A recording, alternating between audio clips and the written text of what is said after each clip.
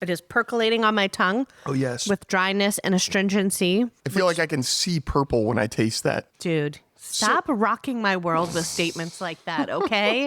So you've created associations to mark color that are related to aroma. Yeah, and flavor, because I've never seen color. I've just had to listen to people and what they say looks a certain way. I tend to make my own funny associations, some of which I'm sure are very far from correct.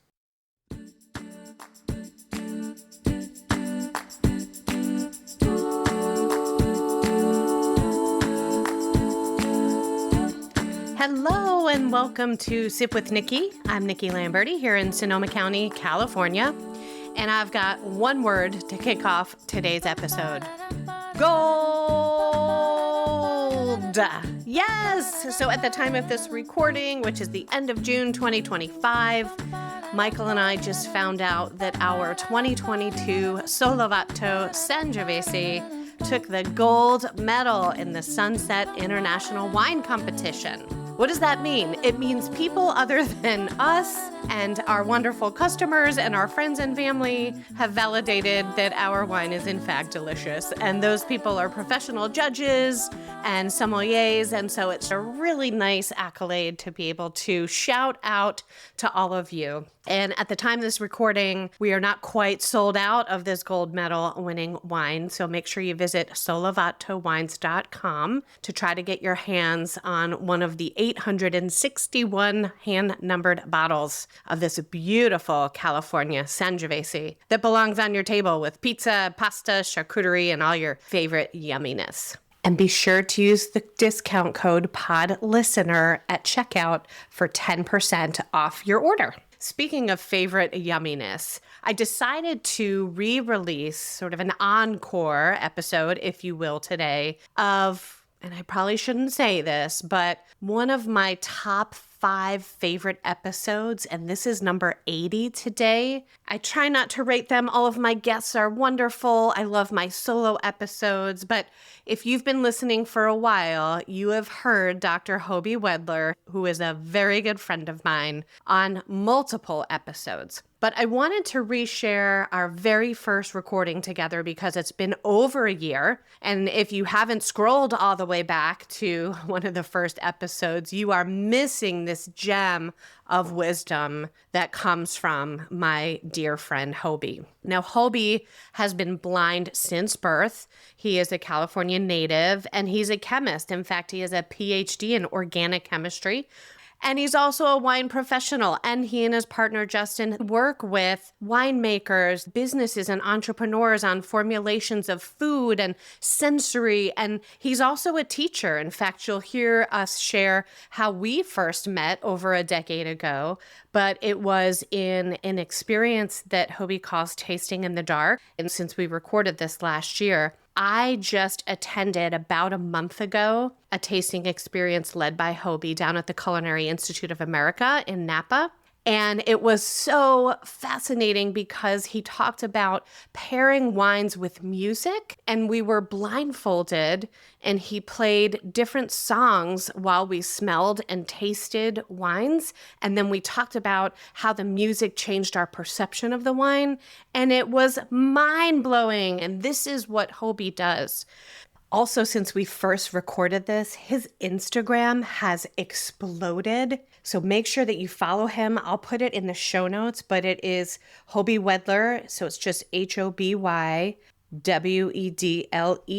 Hoby Wedler. And he is doing these regular videos where he's tasting, wait for it, fruit and vegetables and very simple things, but people are going crazy for his descriptions on how he talks about experiencing smell and flavor. So make sure you check that out and follow him on Instagram. I'm so excited for you to hear him talk about the right way to really experience a wine in the glass, from aromas and flavors and textures. We talk about wine as therapeutic parts of our life's rituals, and this is a hot topic right now as everyone's examining the health of wine or lack thereof, or should you be consuming alcohol or not. And the man is a chemist, so you'll want to hear what he has to say about this. And finally, we do a blind tasting where we each brought 2 wines to surprise the other. So without giving away too much about my brilliant friend, I can't wait for you to see flavor and taste color with Dr. Hoby Wedler. Here we go.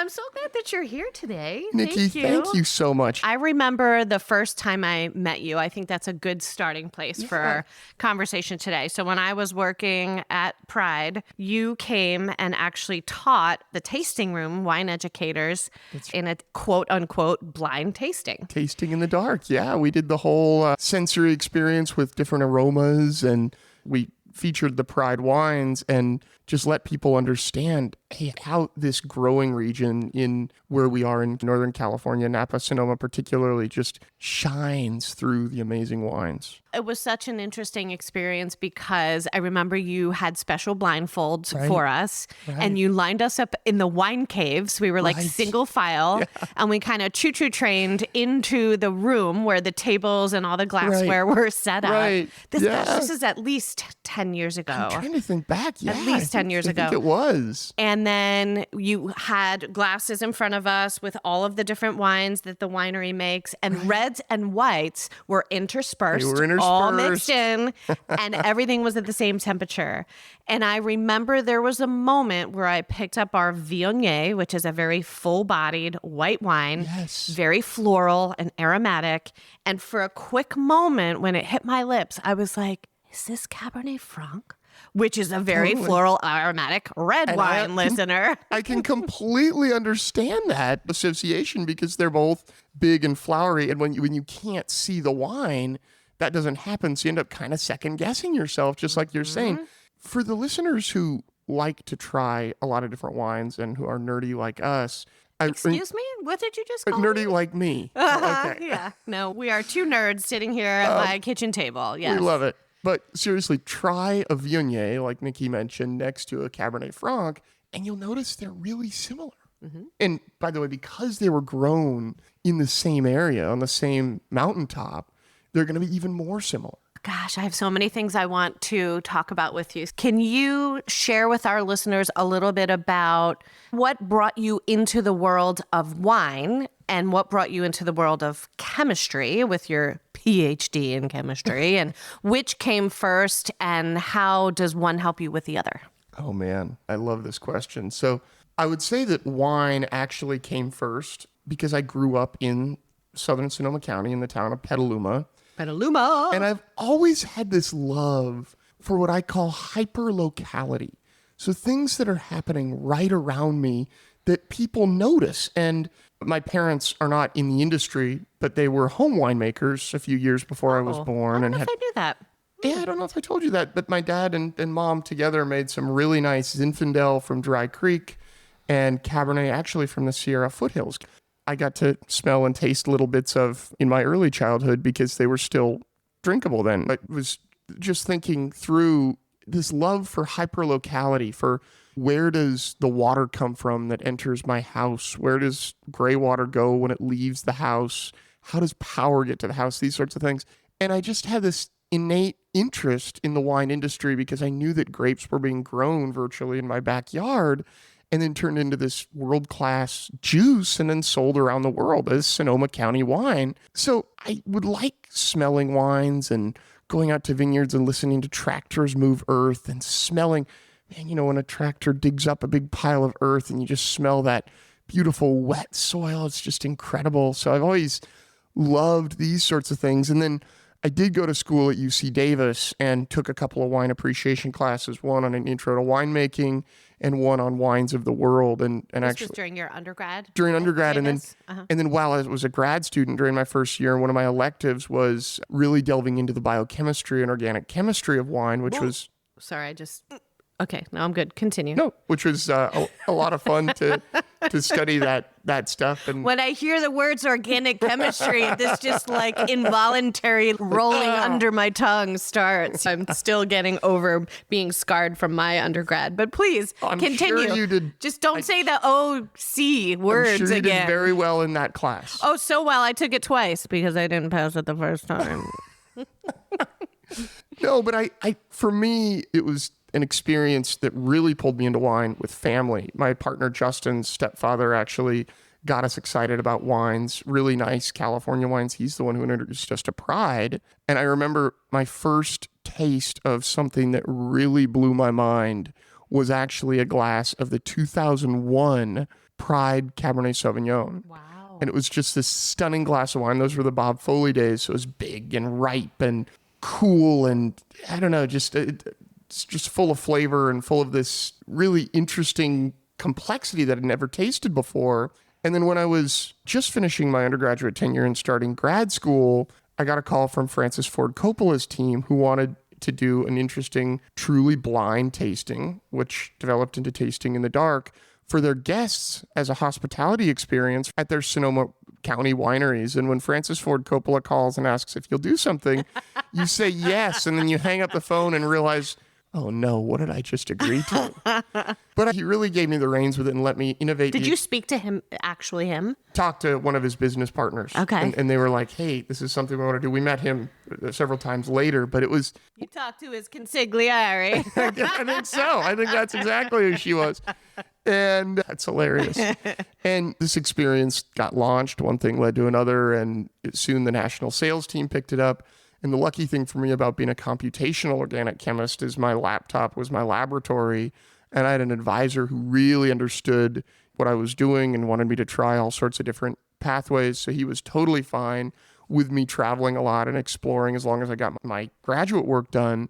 But I met all these amazing people in this industry. And that's the thing that I would say is first and foremost about the wine industry is people are amazing. They pull you in, right? Because we're birds of a feather, because we're not only a little bit nerdy with how things make us feel when we smell and taste and wondering why, but we just tend to be, I don't know, a little more high feeling on the feeling scale, generalizing. But we all are artists that happen to be scientists as well, you know? And you just said it so much better than I was trying to say it. Say that again. That's awesome. We are, as wine people, we are both artists and scientists. And I think wine is this amazing little micro field, if you will, where we can straddle that intersection that is so fine between art and science, figuring out what is science versus what is art. Wine is both. I consider winemakers artists who happen to know a little biochemistry. And because it's your craft, you are a winemaker, and I can say this to you, your art form goes into that bottle and is what you taste, what your friends and customers taste when they enjoy your wines, right? So I just got pulled in and attracted to this industry. Tasting in the Dark's expanded to beer and spirits and oil and vinegar and all sorts of markets and industries around the world. But it's like this, whenever I get to work with wine, it brings me home. Wine feels like home in so many respects. And going back to chemistry, when I was in high school, I took a chemistry class and just fell in love with the science. And the instructor really wasn't sure how this would work and was not very motivating to the fact that I loved chemistry and wanted to study chemistry at the undergraduate level until I told her that, hey, nobody can see atoms. Everything we do is cerebral. You might be able to see a reaction change color. You might be able to see some gases effervesce or being evolved from a reaction flask. But we actually spend huge amounts of money in the chemical industry designing eyeballs, designing things that can see and detect light at wavelengths that we cannot see. Because if we look at the electromagnetic spectrum from radio waves, which are very long, almost 2 meters long, all the way to gamma rays, which are on the scale of picometers long, the little tiny range we can see is from 400 to 700 nanometers, right? That's a little tiny speck. The way I look at it is if you were to draw a line from here, where we are sitting in northern Santa Rosa, down to Petaluma, the range, and that represents the whole electromagnetic spectrum, the range that we can see in visible light is probably about 1/10 of a mile. I did that calculation before coming here just to make this point. Wow. So much of chemistry is non-visual, and I fell in love with that part of it, and the fact that I can do organic chemistry, and sorry about the word, and use that, use my mind for what I've had to do ever since I was a toddler for my survival as a blind traveler, because I can't see anything. I visualize things, and literally the thought of turning one finicky molecule into another is not that different than thinking about how to get from here to the local Safeway on foot. It's the same sort of thing. I can imagine streets and buildings and think about atoms and how they connect by bonding in the same exact vein. To bring this back to wine, for me, when I smell wine, I literally see flavor. I really feel like it's the closest thing for me to looking at a painting when I smell a glass of wine and think about it and understand it. And some art forms, we're very objective with visual art. You might look at a painting and say, yeah, that's gorgeous. You might look at another one and say, oh, this is hideous. Why would I hang that on my wall? But the same thing is true with wines. People are so often so subjective about wine because they don't necessarily quite know what they like. So I advise all listeners to drink more wine and be decisive and see what you like and see what you don't like, because wine is a tapestry of flavor and color and aroma and texture. And what I love about wine and about the product development work that I do all across the wine and spirits industry and food industry too, is that I'm able to use my chemistry every day and I'm able to teach about chemistry. So I'm able to do both things that I've always loved. You, speaking about being a big feeler, you took my breath away about 2 paragraphs ago with something that you said, and I'm still recovering because it was so beautiful when you said about when you smell wine. Yeah. It's like the closest thing you can have to looking at a piece of artwork. Am I paraphrasing it? You're saying closely? exactly right. Or being in nature, or these things that I imagine what it's like to see. I feel like the same neurons are stimulated when I taste wine. And for me, honestly, Nikki, it's not like my palate was developed just because I'm blind and I have heightened senses, even though a lot of people think. Training your palate, as you've learned as well, takes practice. It's like learning to play a musical instrument really well. We really have to drink so much wine. I know. What to a get shame, good at right? this, right? but it's like when you're walking down the grocery aisle, smell the celery, smell the parsley, smell the cilantro, smell the basil, smell the Asian pears, smell the blackberries. So when we can taste a wine and we say, hey, Nikki, do you taste the lemon in here? You say, yeah, I do. And you remember what lemon smelled like, because so often we use our eyesight to obtain 85 to 90% of our information from our surroundings, right? Which means that aromatics and flavors are just another language. They're just words in another language, but so often our aromatic vocabularies aren't where they should be. So encourage anyone who wants to get more into wine, just as a consumer or as a winemaker, build that aromatic vocabulary so you can speak about the flavors and textures and aromas of wine. And once you do that for wine, you can do it for anything. I love when you talk about this topic because I have tried to explain it to people over the years. When you say, smell everything, smell the flowers, smell the produce, right? I call it developing that card catalog in your brain. That's what it is. Because you're not going to be able to say, oh, this wine has hints of currant. No. If you can't identify and remember what a currant smells like. So by smelling it and filing it away in that drawer in your brain, then having the recall to then notice it, recognize it in wine, and be able to pull that drawer out, remove that card and say, yep, that's currant. That's it. And it's so funny because we do that with color. You have the card catalog in your mind of color when you're a child, right?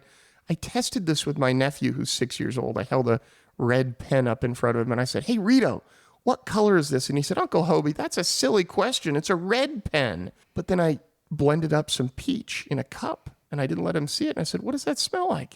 He said, I don't know, sweet.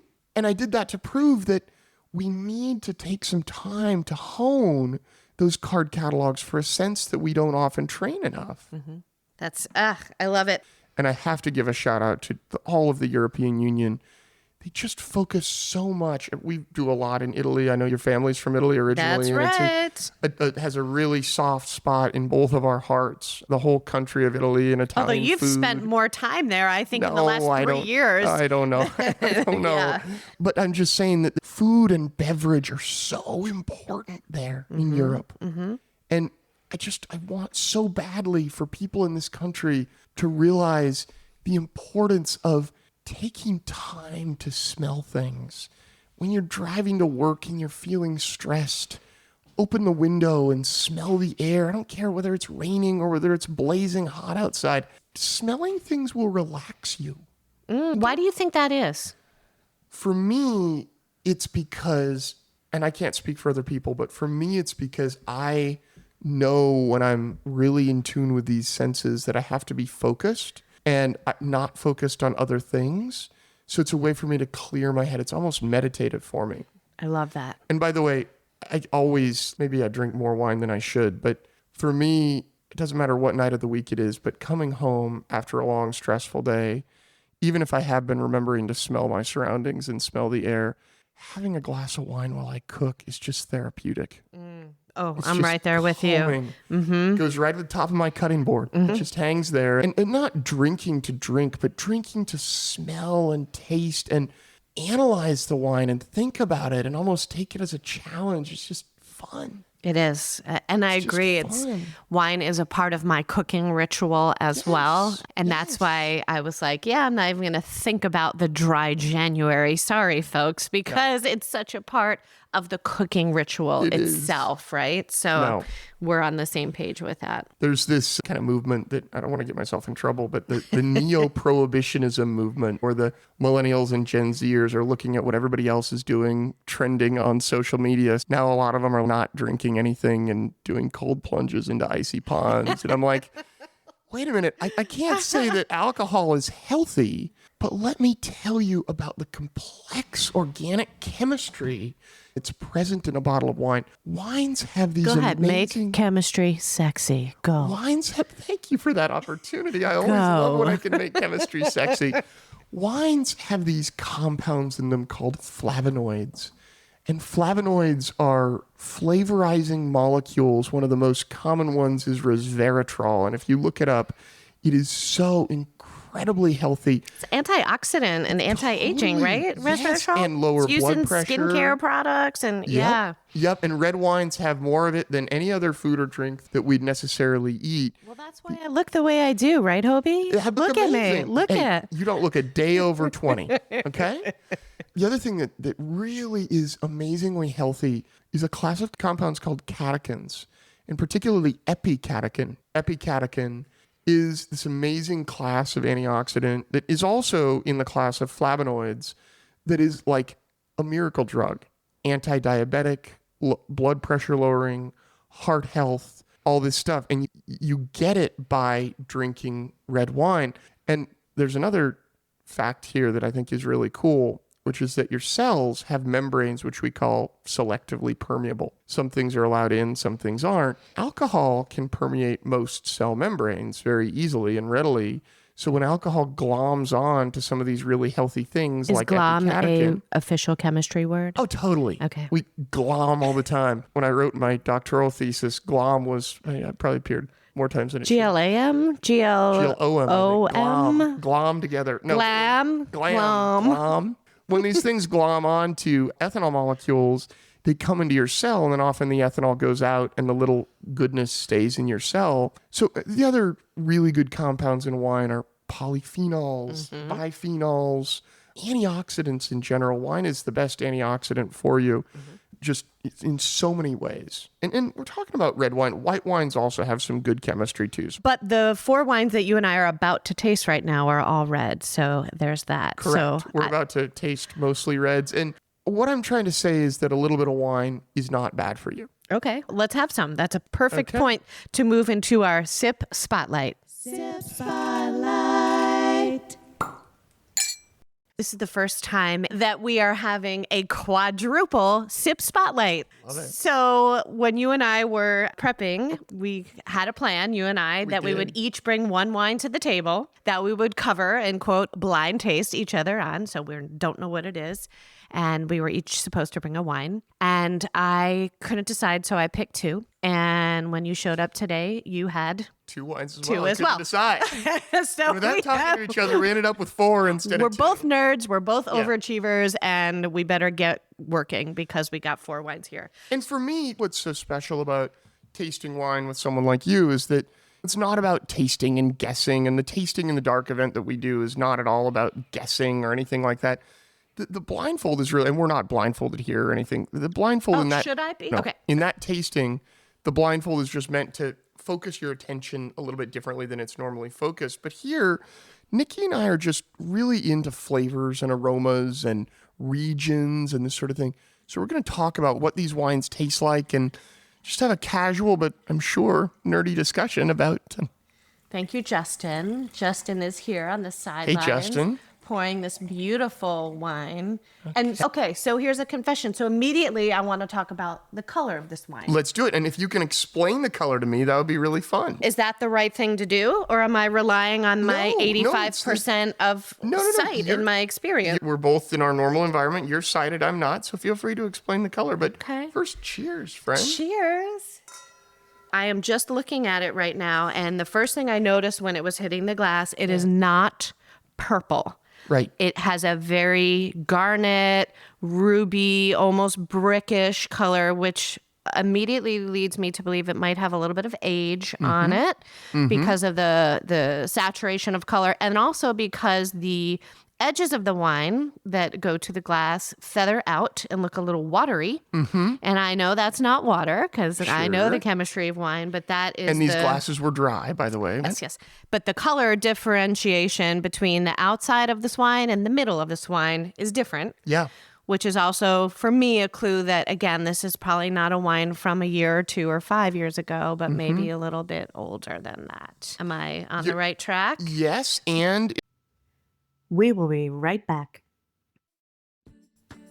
If you heard our 69th episode from April 2025, you heard my amazing conversation with Sina Wheeler. Sina is from a 5th-generation fishing family, and she and her husband Rich founded Sina Sea, and he catches wild, sustainably caught fish in Alaska, and then they cut it and package it and ship it to your door, and it's premium sushi quality when it arrives. You can create a subscription box, and they'll even guide you as to what's in season.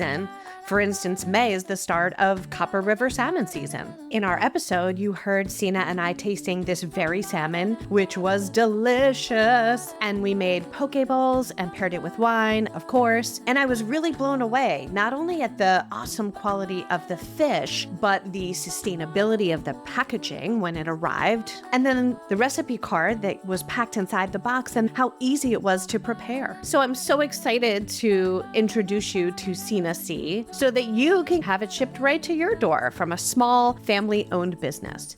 They've been kind enough to create a discount code for our listeners. The code is SIPANDSEA, SIPANDSEA, SIPANDSEA, and you can use that at their website, SinaSea.com, SENASEA, SinaSea.com, for 10% off your order. This can be for a one-time purchase, or you can sign up and save with a subscription box. I also encourage you to sign up for their email list for great recipes and inspirations of how to incorporate healthy and beautiful fish into your diet regularly. They do a monthly drawing for a $50 gift card for all the members on their mailing list. So go check out the delicious wild Alaskan fish at SinaSea.com. Healthy fish delivered easy.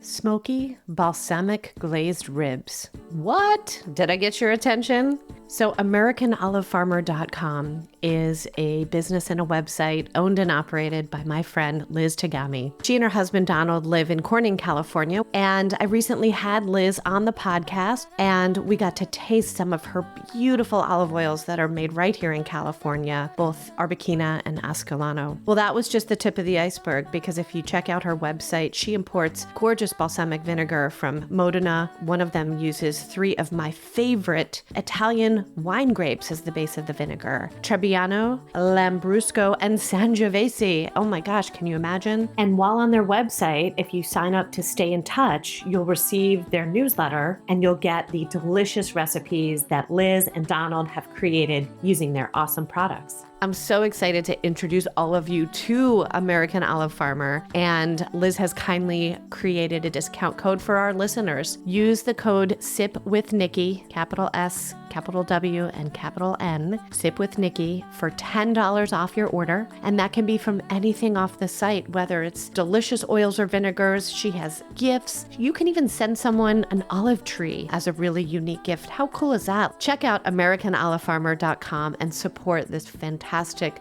small, California-based, women-led business. You can even set up an olive oil subscription. Go check it out. You're welcome. And now, back to the show. It might be from a little bit of a different region than you might be thinking right now. Okay. So let's smell. Okay. So when I smell that wine, it is really interesting. The first thing that comes to mind is honey. And I got like licorice. Yeah. Or like star anise. Oh my gosh, I totally see what you mean. Star anise. And then for me, there's some really nice blackberry, like ripe blackberry.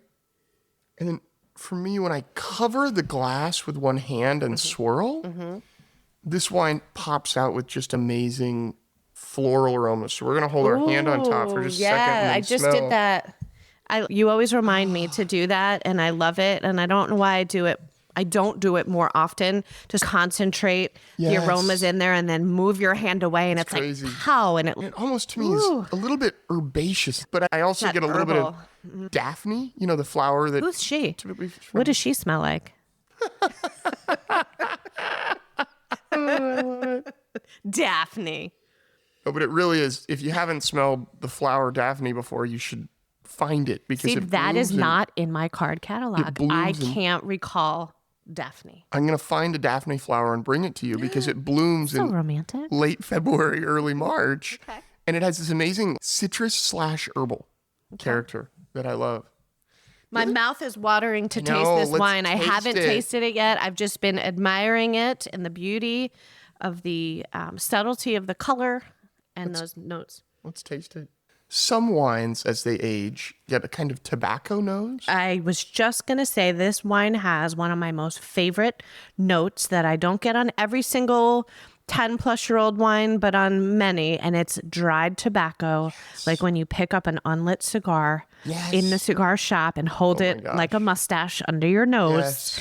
I've been known to do a lot of this. And I absolutely got that on this, coupled with a really nice pucker of acidity that made me squinch my mouth a little bit, but in a yummy way. And then it made my mouth water. Just because we're nerds, I picked up something that really strikes me in this wine. It's that tobacco, yes, but it's also like old leather. Yes. So what I get reminded of here is like walking through an old university library. That old book smell. You would get that. A little dusty. But then, you know, what library doesn't have a really nice cigar just hanging out in the stacks? You'll get booted, expelled from that library smoking a cigar in there. Is that what happened to me? Is that why I got expelled? Probably This wine is stunning. There's lots of layers in the glass. I want to sit on my leather recliner on this rainy Saturday with this and just let it tell me its story. It's fun. It's unique, and it's something I really wanted to share with you. What do you think if I were to ask you, what country is this from? Well, now think about our common interest. I'm going to say Italy. That is correct. That is correct. But I can't say that there was anything glaring in the I'm not good enough where I'm guessing that because of something I smelled or tasted. I'm guessing that because I know you and you know me. Think about the lighter color. Yeah. A lot of the Italian red wines don't have that purple hue that we see in California red wines. Yeah. So it's got that. It might not actually be quite as old as we think. This is actually a Chianti Classico. Nice. From Italy. And considering our common interest, I thought it would be really fun to share this. Basilica Solaccio? Is that how you say it? Yep. So this is, I believe this is coming from Basilicata. And what year is it? 20. I had to put on my new progressive lenses to read it. That's one thing, as I get older, that I'm excited I'll never have to deal with. Oh, shit. Hoby. I gotta give the snark too. Oh my God, I love it. The snark too. Yeah, see, nice. 2013. So not quite that old, 11 years old. But I said 10 plus, You and so did. we're there. Yeah, we're there. That is a beautiful wine. And it has the Chianti Classico Black Rooster on it, which is the mark of authenticity. And of course, this is from Chianti. Yeah, that's going to be delicious with our wood fire pizza night that we're Oh, my doing goodness. when this is I think over. that's going to be wonderful. Okay, should we do your right. second wine next? Let's do it. Okay. Already, Yeah. this wine has a lot deeper color. And every time I pour a new glass of wine in a glass that I've just sipped out of, I like to really roll the glass around to coat the inside with juiciness of the wine as possible. It smells like California, does it not? It does. Like fruity preserves just jumped out of the glass into my nose in a you beautiful way. You bet. Oh, wow. So Strawberry. different than the last wine that we just had. Totally so different. And the color here, maybe you can describe that to us. It definitely has more of a purple hue than the last wine, which was more bricky, garnet, reddy, and not so feathered from the outside to the inside. That tells me this is not as old as the other one. This wine has high tannin. Yes. It is percolating on my tongue. Oh, yes. With dryness and astringency. I feel like I can see purple when I taste that. I don't know. Dude, stop rocking my world with statements like that, okay? I don't know what purple looks like, but we were walking the other day and I pulled a leaf off of a bush and I said, Justin, this smells like what green should be. And it's like this fresh cut, grassy, like earthy smell. And he said, oh, I can see that. So you've created associations to mark, quote, color that are related to aroma. Yeah, and flavor, because I've never seen color. I've just had to listen to people and what they say looks a certain way. I tend to make my own funny associations, some of which I'm sure are very far from correct. Like my dog is white like snow, which is actually very correct. This is fun, but so different than what we just had. So different. And it is very different in the grape varietal as well. I think it's from California. Totally. Almost Zinfandel with the ripe fruit leading. Take a sip of this wine and breathe some air through it and really oxidize those tannins. You feel the astringency grow. And right? this wine is higher alcohol. Definitely. Than the last one. Not in a bad way, but I'm just aware of it. We would say hotter. Yeah. Giving it weight and body in my mouth too. The other thing that I love about that little trick of oxidizing the tannins and feeling the astringency pop out is it shows you on a very granular level why it's important to open red wines a little bit before you drink them and let them oxidize themselves to bloom those tannins out. Mm-hmm. Now, here's my chemistry question. Yeah. Sorry, I just took a piece of bread to cleanse my palate. That's a good when idea. you decant or aerate a wine, my understanding of the chemistry of what's happening is that the tannins themselves aren't actually diminishing. Correct. But the other elements of the wine are coming forward, which Correct. changes the perception of the tannin. Yes, and it really takes it. You nailed it. See, what did I say? I know a Artists little. are biochemists. I know and a little. artists. You know your stuff. Okay. Yeah. So I want you to take one more sip of the wine. Okay, because that's all I have left. And I want you to swish it around your mouth like mouthwash. He's very bossy, you guys. I Very know. bossy. I can't control it. Sorry. And then breathe a little air through it. And then tilt your jaw up and literally move your mouth as if you're chewing. I literally just chewed my wine. And it's crazy, right? Because It changes the texture of the wine. Like now I have these beautiful tannins, and I like tannin in wine. I have these Some people beautiful don't. tannins on my teeth, and I love it. But a piece of cheese would neutralize the heck out of that in a good way. Totally. And I also feel like when we chew on our wine, we're showing our palate different aspects of the wine that we wouldn't necessarily be seeing, for lack of a better word, because we don't normally chew on liquids. Yeah. No, Right? I love to chew my wine. So you're going to stop keeping me in suspense and tell me what this wine I'm is? very excited to tell you what this wine is. This is not available on the market. This is Francis Ford Coppola's family wine that they give folks that work with the winery as a gift.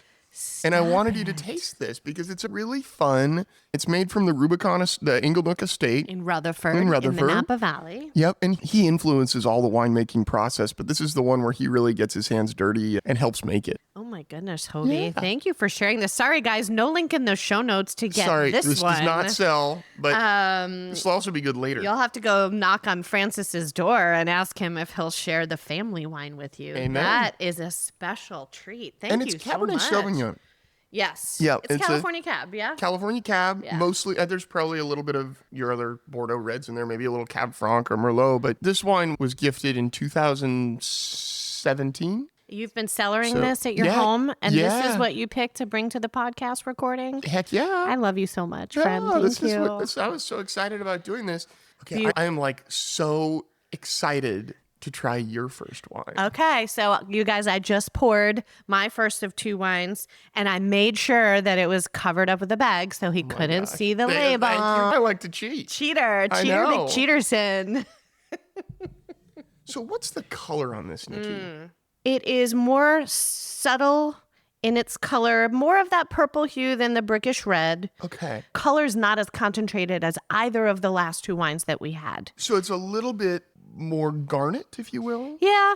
It's in the middle of the last 2. It's not as purple as the Coppola. It's not as brickish as the aged Chianti. Got it. It's right in the middle. Yeah. So it's probably looking like a wine, just color-wise, from within the past 5 to 7 years? Yes.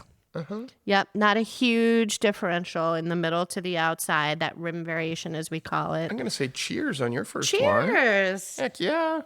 I never miss an opportunity to clink. I'm going to smell this. Okay, wow. See, you're saying wow, and for me, and maybe it's just because I know what it is, it's not leaping out of the glass, punching me like the last 2 did. It's just a little more subtle on the nose. This is very fruit forward, but it's got a lot of really neat sort of viney character, like a bit of a leafy character on the nose, which I really like. A little bit of green pepper, which is also really nice, which is making me think, I know this is very early, but it's making me think it has some Cab Franc in it. I will tell you it's 100% Really? of one variety. Okay. As far as I know. Okay, I'm going to cover Because I used it. my Vivino app in the store. I love my Vivino app. My listeners have heard me talk about it before. I was definitely scanning this label. I love Vivino. That is really nice. You know what I like about this, Nikki, is that the acid level is a little bit higher. It's a little bit acidic, so it really crisps the palate. Not horribly tannic. No, not horribly tannic. So that would guide us to guess certain grapes and maybe eliminate others. So I would probably eliminate what I call the Bordeaux Reds. I'd probably eliminate Cabernet Sauvignon, Cab Franc Merlot. This wine has a funny finish on my mouth because it's been about 25, 30 seconds that since I had a sip, and it's hanging out. But I don't know if I love what is hanging out. What I taste are some wood tannins, a slight bitter note. I'm going to guess this to be a grape that originates from Italy. Nerd. But maybe not from Italy, but maybe from Italy. Don't second guess your instinct, sir. It's got a lightness like an Italian grape, and I can tell it's probably one of the many amazing Italian grapes, but it has this interesting depth that I don't feel like the Italian climate offers. So I think it's an Italian grape grown in California, if I had to guess. It is an Italian grape, but it's from Italy. Oh my gosh. Is a Sangiovese from Puglia. Really? It is not from Chianti, Oh Tuscany, my gosh. Chianti Classico. And Yes. this wine was $4.99 in Trader Joe's today. I love it. I freaking love it. That is awesome. $4.99. It does not drink like a $4.99 I bottle. did not have high hopes. It's called Griffon, Grifone. I'll put the link in the notes. But it is a Sangiovese 2021 from amazing. the Puglia regions. And what I love about this too is that Puglia has such a great wine growing climate that I think it's about 70% of the Italian wines that we see in the United States are actually grown in Puglia. So here's our 4th wine of our tasting. 4th and final. Okay, it's in front of you, sir. Thank you, my good friend. You're welcome. Now, initial thoughts about color here. Darker than the one we just had. Okay. Medium concentration of color. It appears to be a younger wine because I'm not seeing a lot of the feathering of color on the edges. So that leads me to believe I know what this wine is. If I didn't know, I would use that to guide me to say that this is probably a wine that's only in the last 5 years. Sure. And I'm just going to smell it here. Wow, the aroma, definitely a younger wine because the aroma is really bright. I get a lot of like cherry compote. If you took cherries and baked them with some sugar and some vanilla, it's really nice there. Oak notes are coming out, a lot of vanilla. Little purple flowers, like violets or something like or that. like honeysuckles or like that tropically flower note. And the more I swirl this wine, I'm going to do your hand over the top of the glass while I swirl. I'm going to do it too. I feel like this is opening up a lot as it sits in the glass. I agree. It's changed just from when I smelled it a minute ago, which is fun. Yeah, this is really cool. And there's a little bit of... This. Oh, we didn't. Let's do it, friend. What I get here too is like almost a very light cinnamon smell, cinnamon brown sugar, a cool apple-y note. Apple, like... Baked apple that you might find in an apple crisp or something. A crumble. Wow, that is complex. What does that mean? For people that don't know what that means. And for me, I don't even know what that means. Like, so there's a lot going on when it hits my palate. First of all, I get really amazing mouthfeel. So I get this really nice, like, blooming juiciness is the way that I describe it. It like pulls. Blooming juiciness. This is our first merchandise apparel item that we're going to sell on the podcast. But it's got this, like, it pulls from your mouth. It's almost, it's an astringency caused by the tannins. Yes. But it's very, what I would call extracted. So there's so much flavor. The difference between like a really mellow chocolate cake that doesn't have that much cacao in it versus like, oh my gosh, this is such a decadent or like cake. A torte. Where it's this just is like flourless. Oh. But it's not, I'm not trying to imply to listeners that this tastes like chocolate. No, yeah. But it's that mouthfeel. And then the flavor is full of fruit. There's the floral note. There's the spice notes that we discussed. And then the oak adds a layer of additional stuff. So the three most complicated fluids that we know of. Excuse me? I feel like this is going into another podcast with another rating on it. The three most complicated fluids that we know of are blood, red wine, and olive oil. And this to me, like when I say I can see flavor, like when I taste, this has a lot going on. This is a symphony with a lot of instruments. You've got the fruit in one section, all the different, a little bit of grapefruit, a little bit of fig, a little bit of cherry compote, berries, a little bit of green apple, but like baked apples. So that's like the fruit section, right? And then you've got the spice section and I'm imagining this orchestra in my mind of this wine. This is most certainly a California wine. Correct. And I know that because it's got so much on the palate. It's got so much fruit. It was in the sun. It was a wine that like, these were happy vines. Aw, that makes my heart happy just thinking about those happy vines. Are you ready for me to tell you what it is? Any final thoughts on this wine before we unveil it? But this wine is awesome. Wait, what was the t-shirt? Blooming juiciness, I think. Blooming juiciness. I drank it all, so I need more in my glass. Mm-hmm. I'm going to put a little more in your glass, sir. Okay, thank you, friend. All right, what do you think this is?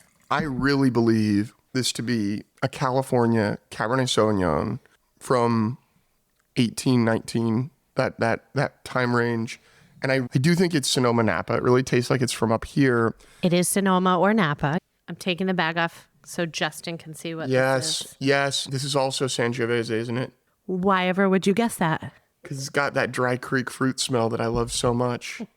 But it was masking as a cab. A little bit. Hoby. Is this your juice? This is my freaking wine, dude. Oh my God, I love it. This is a vintage you have never had before. This is the 2021 Solovato. Oh my God. Sangiovese. Bravo. I'm raising my glass in celebration. To get in the bottle with the label to the market, branding. Oh my goodness. This is Sangiovese 2021. Yes, it is. I thought you were going to guess that's what I was going to put in there. That's why I had to throw the Trader Joe's wine in there to throw you for a loop.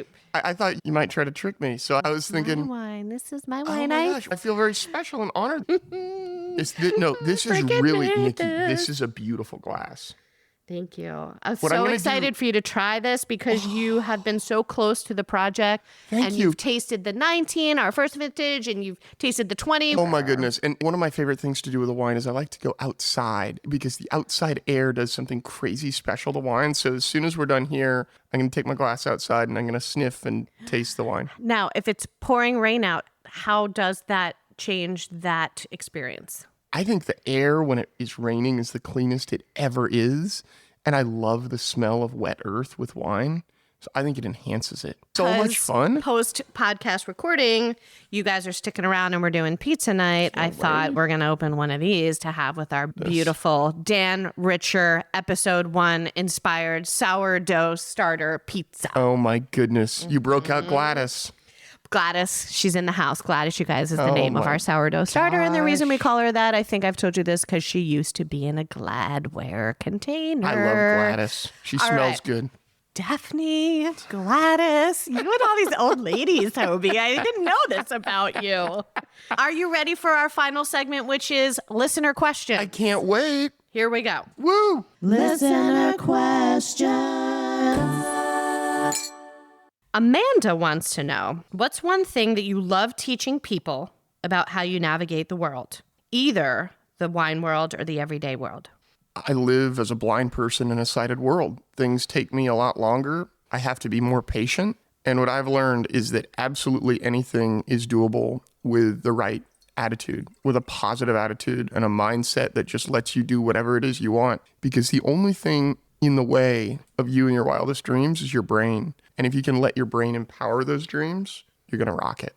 Ooh, I think that's good advice relating to anything and anyone, right? Thank you. Sally, an avid listener and perhaps a previous guest. Hey, Sally. Would like to know, what assumptions do you notice sighted people making about flavor based on visual information? And what technique do you teach them to get past that bias? People look at things and they know what they think it's going to be. And even if it's nowhere near what they think it should be, they're going to think it should be that way. And they're going to taste it and think that their first impression is going to dominate, is what I've found. Just like when you might look at someone and immediately judge them. If you look at someone that's in ratty clothes in the subway station, you're going to think they might be not someone you want to talk to when they might be one of the greatest people of all time. So I like to say you can't judge a book by its cover. And the way that I get around this with folks is that if I don't let people look at things before they taste them, they can't make those automatic assumptions. Well, there you have it, people. And if I were to give your listeners just a few words of some final thoughts, if you don't mind, never let your eyesight, use it because it's valuable, but never let it get in the way of your overarching experience with life. You, whoever you are, with whatever you do, are amazing at what you do. Remember that. You're amazing. You do good work. Every one of our listeners here. You also are enough. As long as you deliver your personal best, that's enough. Nobody's alone in this world. We've got each other. Remember that. Your listeners can reach out to me anytime they want. Please put my email in the show notes. I'm going to put your email, your website, bio, your TED Talk, all the things will be in the show notes. You're so sweet. I love you so much. I love you, Nikki. What a beautiful note to end on. This is great. Cheers, and Cheers, thank you for all your help with Sollevato. Oh, it's been amazing, and the best is yet to come. I truly learn so much every time we spend time together. And Michael and I and Hoby and Justin, we spend a lot of time together because we've become very good friends over the years, especially with our shared love of Dave Matthews. In fact, I failed to mention when I told you in the introduction about that tasting in the dark with music at the Culinary Institute last month, it was all Dave Matthews songs. And it was Blenheim Vineyards Wines from Virginia, which is owned by Dave Matthews. So, I digress. Make sure that you follow him at Hoby Wedler at Instagram. And also in the next few weeks, he and I are going to record a brand new episode where we get into the science and the chemistry of food and wine pairing and why different things work and why things don't, and give you all the tips so that you can find those beautiful pairings that we all love so very much. Check out our website, sollevatowines.com. I'll put the link in the show notes, and you can purchase our gold medal winning 2022 Sangiovese. We also have a very small amount left of our very first blend, Fortunato, which is Sangiovese, Cabernet Sauvignon, and Petit Syrah That was one single barrel that we made, and it is inspired by the Super Tuscan wines that Michael and I love to drink. I hope next time you pour yourself a glass of wine, you will think about that experience differently based on Hoby's wisdom. And I hope whatever you do between now and our next time together, that you sip well.